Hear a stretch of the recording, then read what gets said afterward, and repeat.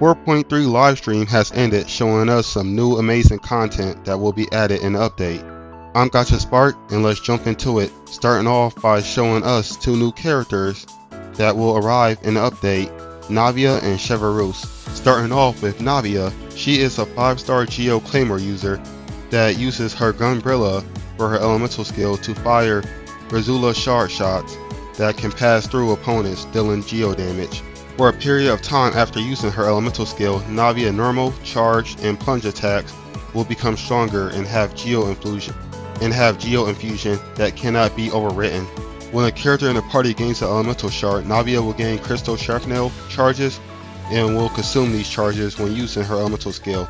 Her elemental skill damage increases with the number of charges she has. Navia elemental burst calls forth the Razula Daruta salute, which unleashes a massive bombardment on opponents, dealing Geo damage. Navia will gain crystal shrapnel charges at certain points when the elemental burst hits opponents. For Navia passive, when sent on expeditions, she will bring back more materials. Next, Cheverus is a 4-star Pyro Polearm user that when using her elemental skill, she uses her musket to fire at opponents, and for a period of time after using her elemental skill, Cheverus will heal the active character on field.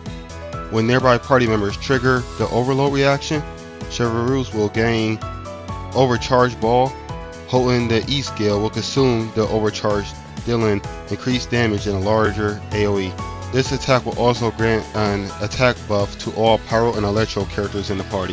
Cheverus Elemental Burst fires an explosive grenade with her musket, which will split into smaller explosions on impact. For her passive, when she's in your party, stamina consumption will be reduced when sprinting. For the banners of version 4.3, Navia and Ayaka will be in the first half with the Raiden Shogun and Yoimiya in the second half, while Cheverus will be the 4-star on their banners in the second half. There will be 2 artifact sets coming in version 4.3, and they are Nightmare Whispers in the Echoing Woods and Songs of Days Past. Next, for the events of 4.3, there will be a big event called Roses and Muskets that will be a movie-like event with Rena as the director. This event will give out a lot of rewards for travelers, with one of them being a new 4-star Claymore. This event will have multiple activities that travelers will take part in to complete and attain the rewards. The next event is Ito's Arataki Blazing Armor Beetle Battle Boot Camp, where we will be battling with beetles to attain rewards. Lost Riches is another event that will be coming in version 4.3, where travelers will be able to attain a new Silly as a reward. Dance of Resolute Will is another event that will be in 4.3, where travelers will battle their way through enemies to attain rewards using 2 teams. Next, Liban makes a return in 4.3, where travelers will be able to exchange items for Primogems. And also, Jian's Invocation will be getting a lot of new updates added to it.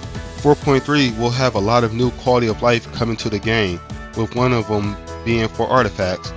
Now travelers can look at the recommended artifacts for characters, and also there will be a new lock feature added to the artifacts, along with the artifact enhancement will allow players to add more enhanced materials at once. The enhancement process also receives some good quality of life updates to it, that being less pop-up windows when leveling character weapons and when added weapon refinements to weapons. The next quality of life is added to domains. When farming domains, when travelers choose to re-enter instead of starting at the start, they will now start in the middle so you can get back to the action immediately. Optimized quest flow is the next quality of life. Travelers will no longer have to worry about certain quests stopping them from doing other quests. I believe that is how that quality of life works. Not 100% certain though. Lastly, for the quality of life, there will be one-click option for a lot of stuff, that being expedition, food, and crafting, instead of always having to click each one at a time.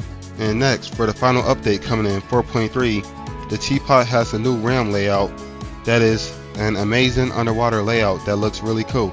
So it seems us travelers can look forward to a lot of new amazing stuff coming in 4.3.